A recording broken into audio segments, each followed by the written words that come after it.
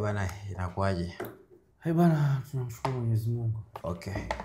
Kwa wasio kujua wewe ni nani, unajishughulisha na nini? Bwana, mimi naitwa Liumba. Najishughulisha na real estate kwa ujumla wake wote. Real estate? Yeah. Real estate kwa Kiswahili tunaweza kusema kama dalali wa nyumba, viwanja, mashamba. Yeah. Basi hivyo. Yeah, kwa upande wa real estate, mashamba na viwanja. Okay. Una miaka mingapi kwenye hiyo real estate? Ni miaka 5 kama sio 6. Hivi mna ofisi? Ndio. Zipo wapi? Makumbusho. Namba ukitaka kuwapata. Yeah, unapiga simu namba 0716 80 16. Okay. Utapata. Hiyo iko WhatsApp, hiyo pia kawaida. Okay. Yeah. Kwa loko nje ya nchi, badala ya kuanza 0 wanaanza na alama ya kujumlisha 255 alafu 716 80 8016 kwa loko nje ya nchi ya Tanzania. Okay. Na inakuwa ni WhatsApp kote. Unaweza kupiga normal WhatsApp. Yeah. Tuseme mimi ni mteja. Nataka kiwanja. Process zinakuaje? Inabidi niwe na nini, niwe na vitu gani ili niweze kununua kiwanja, au kiwanja tu nilikuwa na pesa tu unanunua? Yeah. Hakuna madocument, hakuna vitu vinavyohitajika? Hapana, wewe kama mteja popote duniani yeye anakuaga na hela tu. Maana sheria za Tanzania haziruhusu wananchi wa nchi za nje kumiliki ardhi. Wanaruhusiwa kwa mikataba maalum. Sasa nakwambia. Okay. Kuna paper gani zinahitajika? Zile ungetupatie yani breakdown ya mwananchi na foreigner na mgeni. Kwa mwananchi ni hivi na hivi unahitaji, ukiwa mgeni ni hivi na hivi unahitaji ili kununua kiwanja. Hizo process. Yeah, kwa mwananchi kwa mwananchi cha kwanza ni awe na hela yake kwa sababu tayari ni Mtanzania. Na kingine ni pia awe pia anajua anahitaji kiwanja cha ukubwa gani pia. Na cha tatu pia mazingira nayo yataka yeye, kwamba labda mwingine anaweza kusema mimi napenda mazingira ambayo pengine ni karibu na mjini au anahitaji sehemu labda nje ya mji. Kwa hivyo vitu vyote anavyokuja sasa anavuniambia mimi sasa ndo naingia jukumu sasa la kumpatia kwa kulingana na mahitaji yake. Okay. Kwa hawa ndugu zetu wageni mara nyingi wale wao wanakujaga tayari wana machaguo tayari. Yaani ni mtu anakuja kabisa anakuambia nahitaji sehemu fulani. Ni huenda huko alikotoka tayari ameshajua nataka kuwekeza kitu fulani niende sehemu fulani. Kwa ni lazima umpitishe kwenye zile ofisi ya husika. Yaani hiyo sehemu. Hizo sehemu. Ofisi gani? Yaani kwanza lazima ujihakikishie kwamba labda ana kibali cha kufanya kile anachotakiwa kufanya. Kwa mfano kuna mtu anakuja anataka kujenga apartment. Kwa ni lazima aende kwenye mamlaka husika ya lile eneo.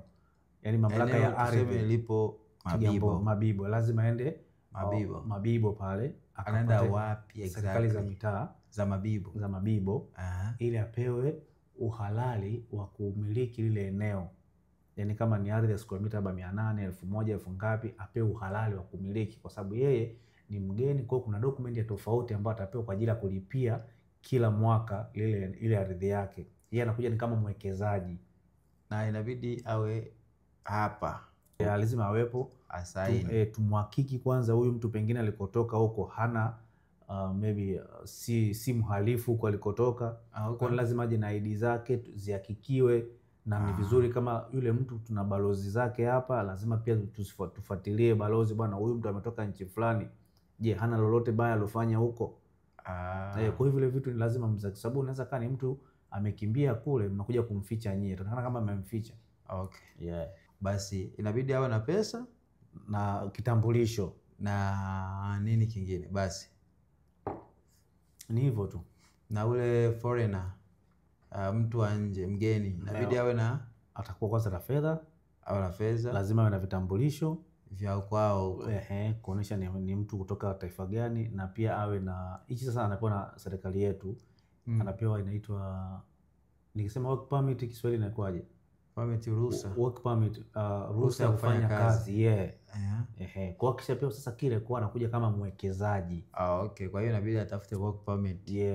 Hapa Tanzania. Kwa anaweza akawekeza popote ambapo yeye atapona panamfaa. Okay. Yes. Okay. Kwenye real estate nyinyi mnauza tu viwanja, mashamba na majumba. Hakuna vingine mnafanya? Pia tunapangisha. Kama kujenga? Pia tunapangisha. Mnapangisha? Tunapangisha pia hivyo vyote vinavyosema tunavipangisha pia. Vingine tunakodisha kama viwanja, vingine vinakodishwa. Pia tunasimamia ujenzi. Okay. Pia tunachora ramani za nyumba pia. Okay. Pia tunafanya landscaping. Pia tunafanya paving. Pia tunafanya garden. Pia tunafunga electrical fence kwenye nyumba. Okay. Pia tunafunga CCTV camera, AC, electrical gate tunamfungia safi kabisa. Yaani kwa maana yake ukitukabidhi nyumba yako na hivyo vitu vyote kama unavihitaji, maana yake wewe siku tunakukabidhi nyumba ni unahamia tu. Hivi swimming pool pia mnafanya? Yeah. Ni nini watu hawaelewi kuhusu mambo ya ardhi? Watu wengi hawaamini kwamba unapokuwa na ardhi ni lazima ama ni vizuri uwe na hati miliki. Watu wengi wanajua ukishakinunua kiwanja ni chako basi mpaka milele kitakuwa chako. Lakini hawataki kufuatilia sana kwenye. Watu wengi hawapendi kufuatilia. Unashauri nini? Kwa mimi ninachoshauri, kwa sababu mimi mara nyingi hata viwanja ambavyo mimi navitangaza kuviuza ama nyumba, mara nyingi huwa namuuliza mmiliki wa hilo eneo ama vitu. Kwa mimi mpaka nakuletea nyumba kukutangazia na iuza nishajiridhisha. Kwa ni nyumba ambayo iko tayari salama kwako. Kwa yule mtu mpya mimi namshauri ni hakikishe hicho kiwanja anachokwenda kununua kina hati. Na kama hakina hati, wakubaliane ni nani atakuwa mfuatiliaji, ni mnunuzi ama muuzaji, ili yeye mnunuaji ajimilikishe eneo ambalo ni salama na halali kwake. Na nyinyi mnamsaidia mteja kutafuta hiyo hati au? Ama kumsaidia pia kutafuta kuanzia process ya kwanza mpaka aletewe hati nyumbani. Na napenda sana watu wengi wajue kwamba unaponunua kiwanja ni vyema ukawa na hati. Okay, hebu tuongelee kuhusu manunuzi ya shamba. Na hiyo process inakaaje hiyo kwa mwananchi na raia wa kigeni? Mwananchi ni lazima akutane na mmiliki, ajiridhishe kwamba yule ni mmiliki kupitia serikali za kijiji. Na baada ya hapo sasa apate ile ni tunaita ni zile document Kiswahili tunaitaje stakabadhi za ule umiliki, baada kule kutoka kwa serikali ya kijiji kwamba kweli bwana John ndio mmiliki wa ile shamba. Hizo document zitatoka kwenye serikali ya kijiji, lazima zitoke kwa John. John sana kwa anza kawa pengine ni feki, kwa ni lazima zitoke kote mbili, kwa sababu wewe utachukua moja kwa John. Yani kule ni kwenda kujiridhisha hiyo kabla hujanunua. Hujanunua. Okay. Bwana mimi nimeona shamba, anakuonesha umiliki wake, unaenda serikali za kijiji, unapata umiliki, unajiridhisha, unalipia. Okay. Mgeni naye hali kadhalika ila yetu ndio utakuja kutuonesha na ile work permit. Okay. Kwa hiyo mgeni akikuwa na work permit anaweza kanunua au akawekeza popote Tanzania. Ndio sheria na mruhusu. Okay. Yaani watu kuna ambao wanajua mashamba yanakuwa na ile hati. Lakini mara nyingi hati huwa inakuja baada ya lile eneo kupimwa, na likisha pimwa linakuja kuwa kiwanja.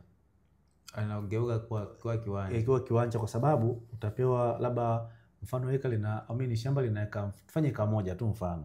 Hilo ni shamba. Mara nyingi ya mashamba kama limepimwa hata na serikali watakuwa wameweka yale mawe yao wanaita beacons. Itokana kama ni shamba moja. Kwa hiyo kwanza hapo. Kwa hiyo serikali kipima sehemu lazima hizo Bitcoin lazima ziwepo. Zile ni kama mpaka, yaani kwamba shamba lako lazima ziwepo. Lazima. Kama hizo hazipo ujue serikali haijapima. Bado haijapima. Okay, tuendelee. Kwa hiyo ikishaonyesha sasa ile mipaka kwa lile eneo, wewe ukilitaka sasa kulitumia kama shamba, utalitumia kama shamba. Huwezi kuja kujenga nyumba pale. Ukisha hebu ukinunua shamba kama shamba, hautakuwa na mamlaka ama kibali cha kujenga nyumba pale. Itabidi ulitumie kama shamba. Ila ukitaka kufanya ujenzi wa nyumba, ni lazima uende mamlaka husika ambao ni ardhi, wakubadilishie matumizi. Kwamba hili eneo lilikuwa shamba, sasa linafanywa makazi. Kwa hiyo tu huwezi kununua shamba ukajamulia ujenge huko nataka niishi porini. Hapana. Unaweza kujenga zile nyumba ambazo ni za muda mfupi, wanasema za nyasi, sio za miti. Mimi naongelea yani nyumba ya kuishi, ile nyumba za kudumu tunasema. Ile kisheria iruhusiwi. Kwa hiyo lazima ufuatilie tena ardhi. Wabadilishe ule mchoro kwamba ile eneo ni makazi, kwa sababu pia linaweza kawa ni shamba la kijiji kweli, na watu wamelima miaka na miaka, lakini ukienda kwenye mchoro wa serikali ile eneo ni la wazi, wanaita open space. Kwa hiyo utaruhusiwa kujenga. Watakuhusu bwana, kama unalima wewe lima. Sababu sio naamini kwamba mazao utafika muda fulani utavuna. Kwa sababu itakuhusu kabisa kama unalima lima, lakini sio ujenzi wa nyumba ya kudumu. Open space ina maana gani? Ni sehemu maeneo ya wazi ambayo serikali huwa wanayatenga kwa ajili ya aidha wataka kujenga zahanati. Kwa hiyo tuseme ni eneo la serikali. Hilo ndio unauziwa. Tena ni washauri pia wateja. Unapotumiwa ramani na dalali fulani ama mtu fulani ambaye anauza eneo, ukaona eneo kwenye ile ramani ile kutumia mabandiko OP, yani open space, open space OS. Ina maana open space. Na haliuzwi.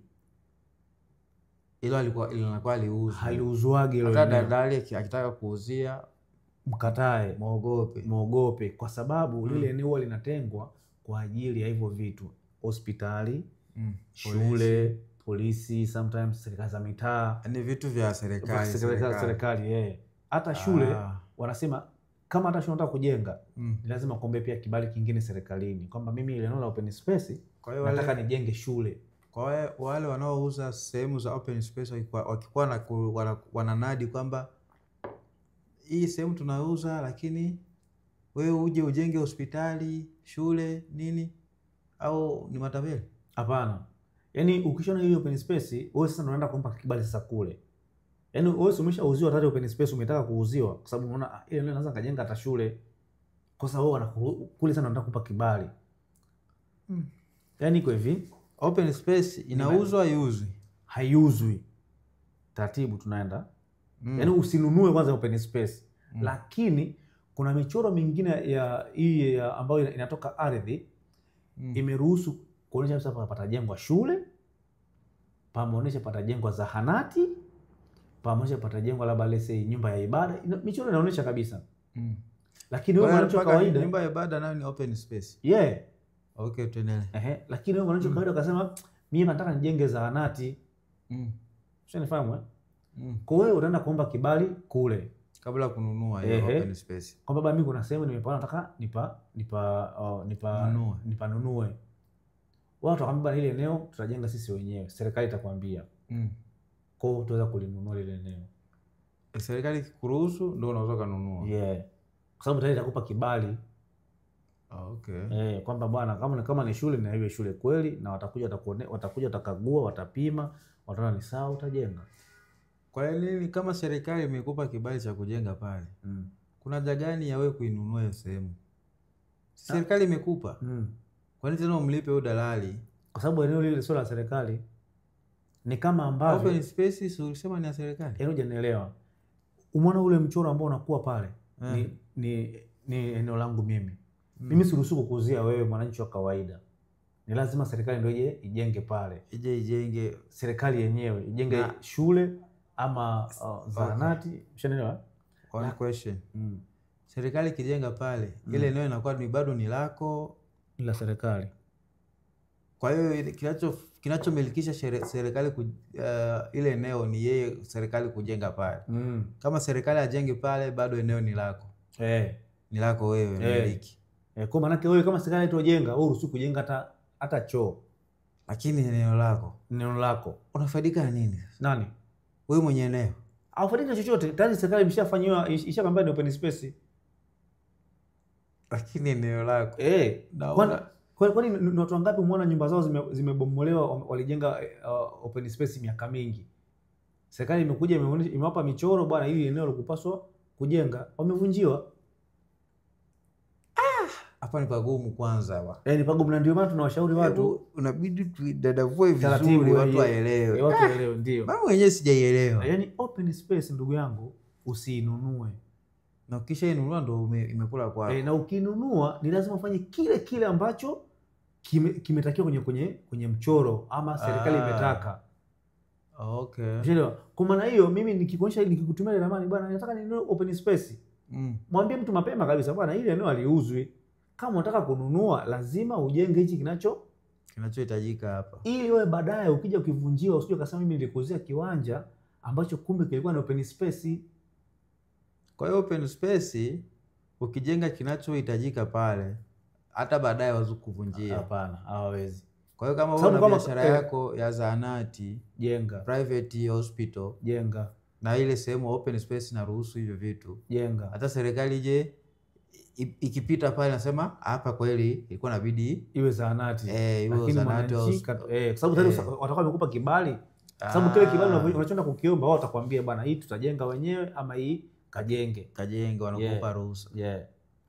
Ni kama samani kidogo kwenye ardhi unaweza ukatamani kuweka lami kwenye mtaa wako.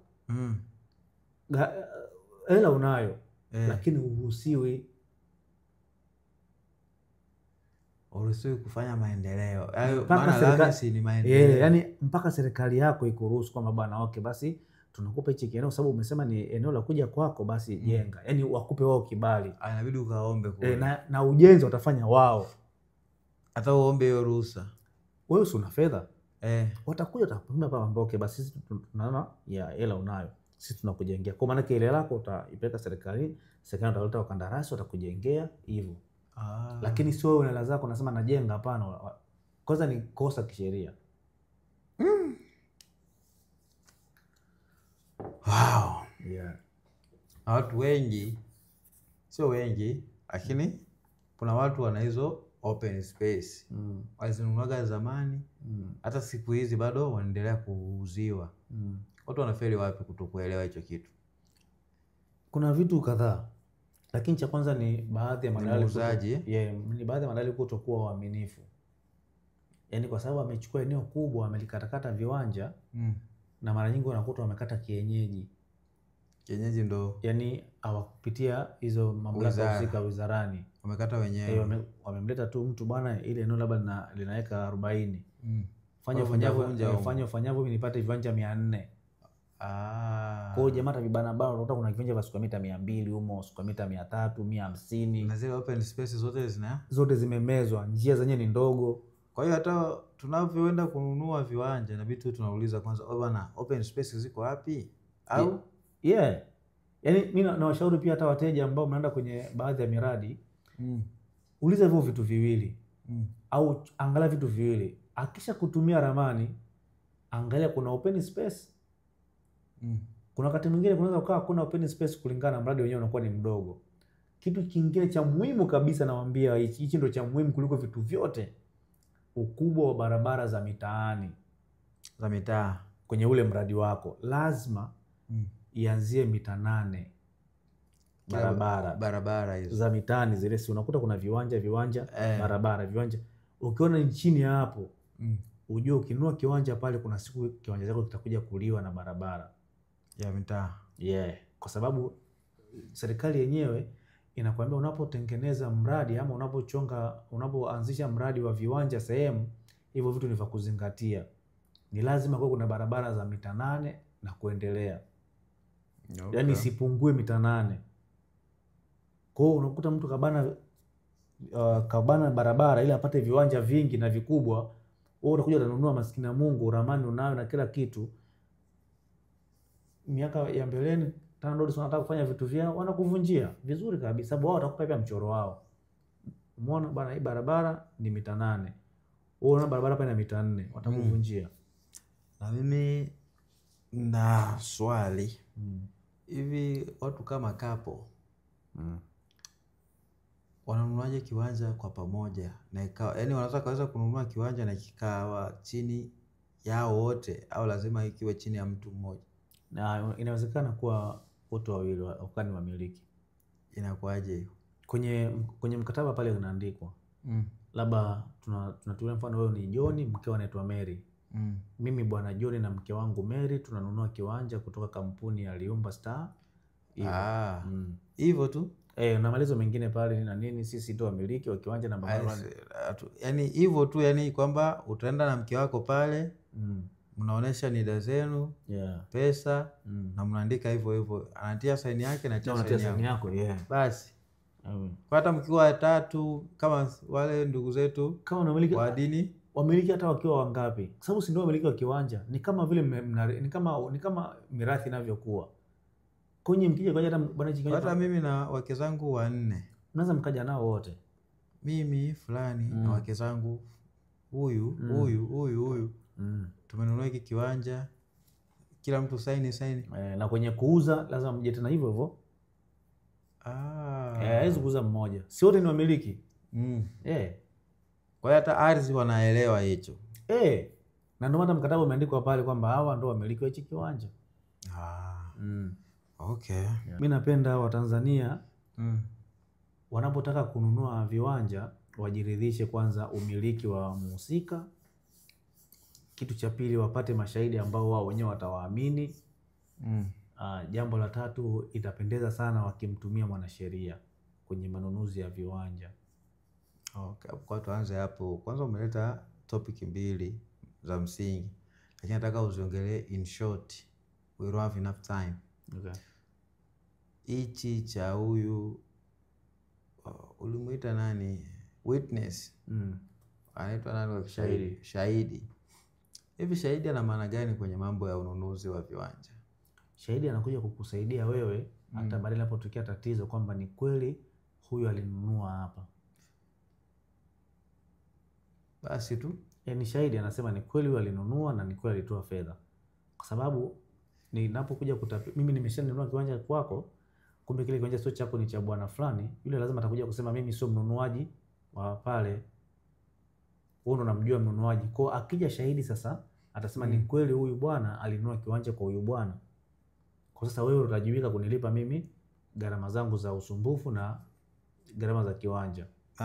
Mwanasheria na kazi yake inakuwa nini? Mwanasheria ni kukuhakikishia maelezo yaliyoandikwa kwenye ule mkataba wako kwamba kweli kile kiwanja ni halali, kwa sababu mwanasheria pia atakuwa na utambuzi wa kujua hichi kiwanja kimepimwa ama la, hichi kiwanja mmiliki ndiye ama sie, hichi kiwanja kina ukubwa ambao umeambiwa.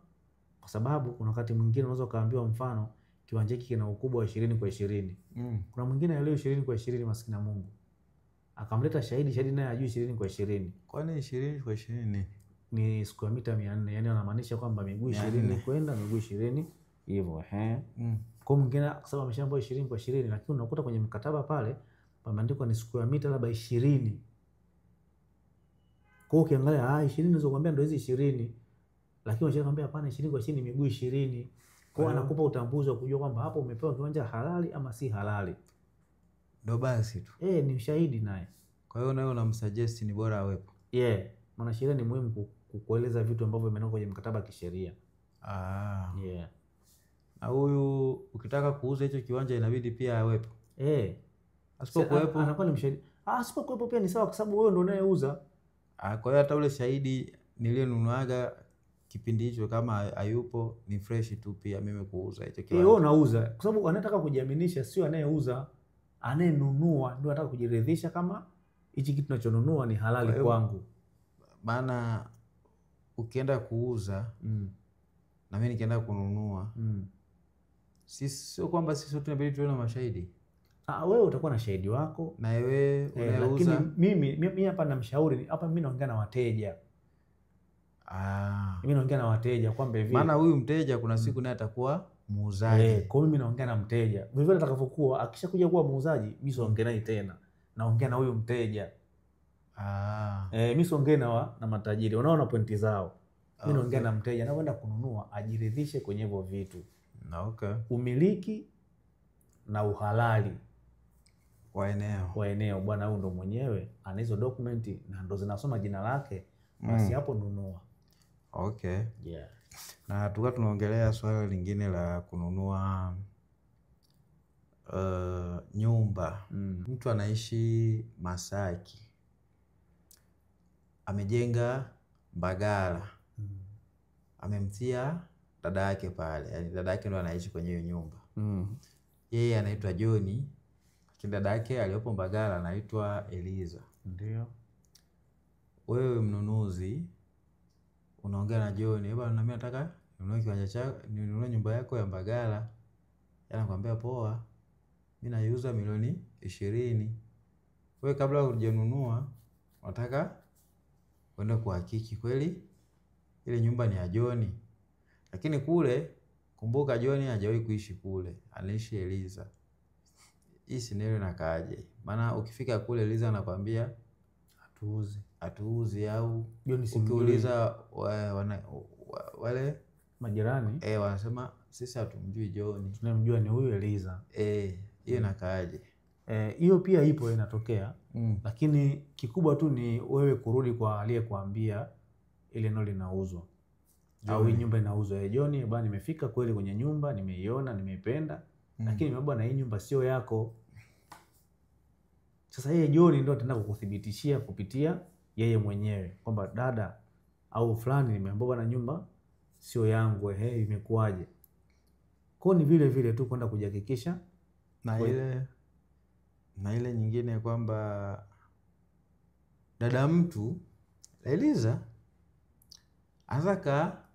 akataka kuuza nyumba lakini akatumia jina la mwenye nyumba, maana ile nyumba si yake.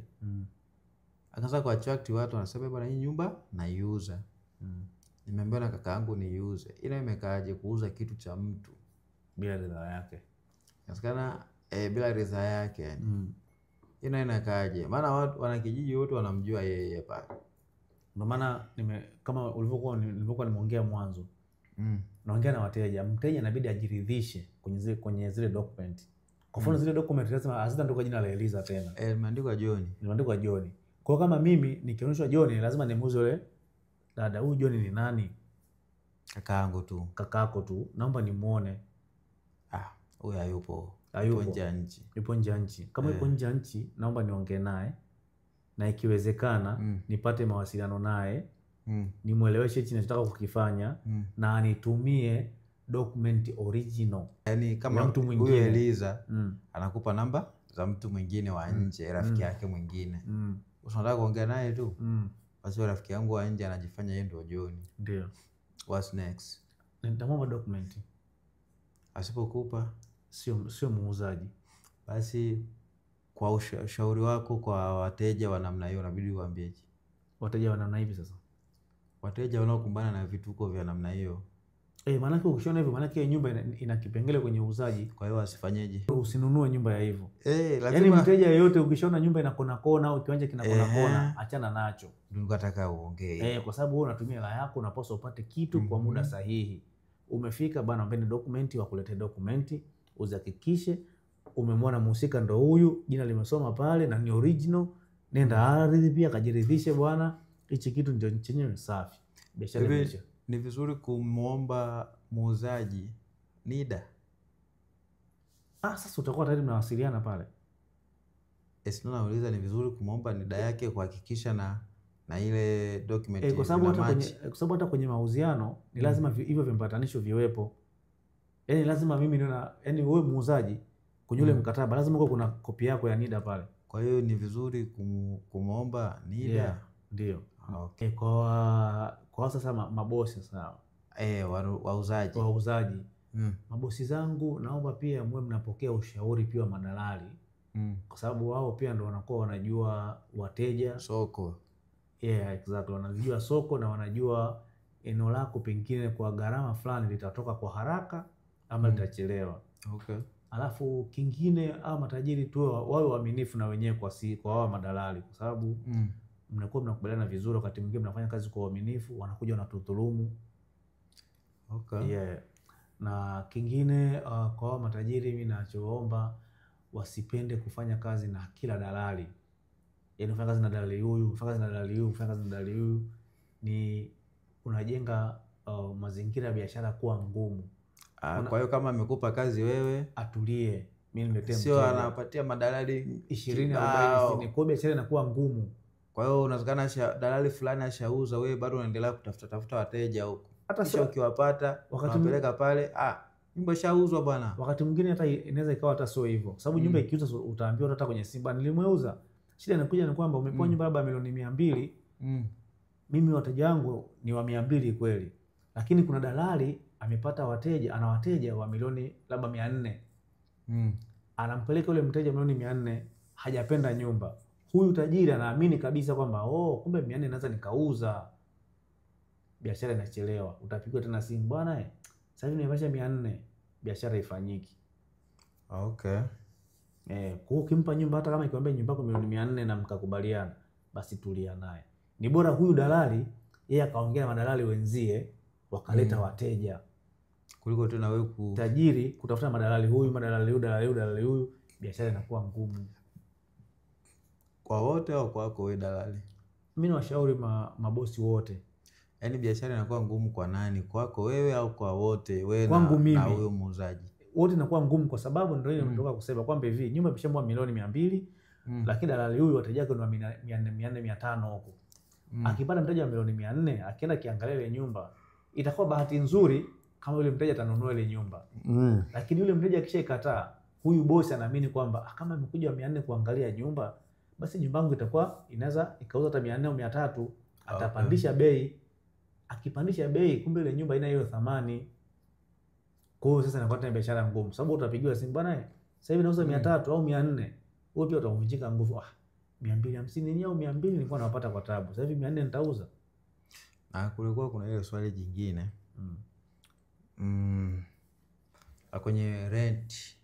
Sana rent na hiyo kuuza. Watanisha chumba bei yake ya halali ni 50,000. Lakini 50. Lakini dalali nyewe mnatufanyia 60, mnaongeza 10,000. Kwa nini? Hiyo inakuwa ni tamaa ya mwenye nyumba na dalali mwenyewe.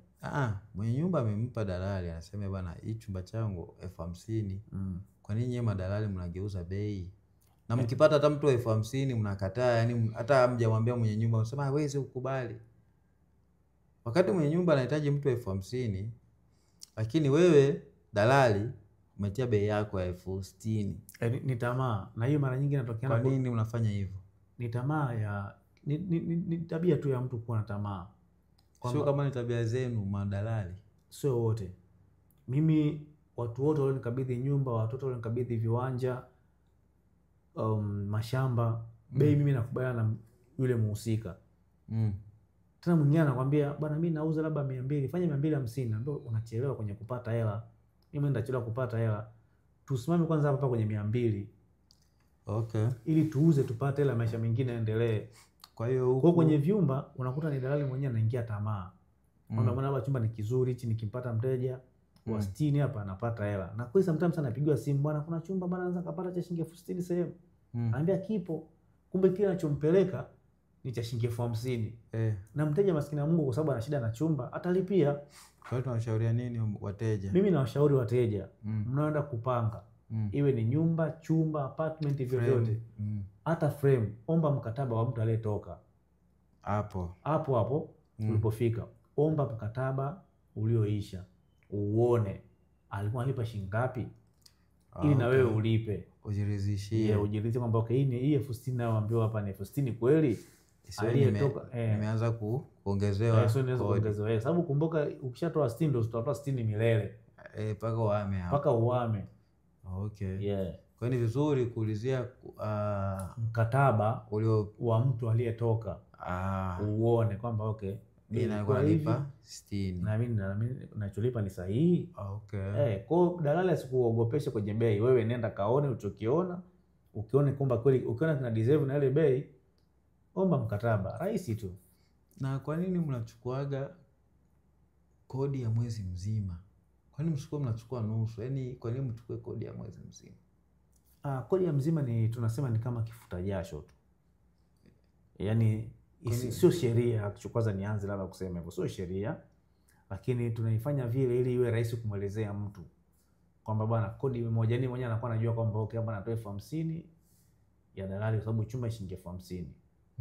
Lakini wakati mwingine pia mnaongea, mnakubaliana bwana, ndugu yangu mimi hiyo 50 sina, au bwana hiyo milioni ya mwezi mimi sina, sababu mtu mwingine anapanga nyumba milioni. Bwana milioni sema mimi na 200,000. Mnaelewana, ni kirafiki tu, na bwana sawa, haina shida. Kwa hiyo ile sio lazima sana. Hapana, sio lazima. Wala sitokee mtu akwambia ni lazima, sio kweli. Okay. Kwa ile inakuwa ni uungwana tu. Ni uungwana. Kama ukifanya kazi vizuri na mtu ameelewa kazi yako, ile milioni sio shida. Kama nakupa unashukuru Mungu. Kwa hiyo kizuri tu ufanye kazi yako vizuri, hiyo milioni utaipata. Utaipata tu. Okay. Yeah.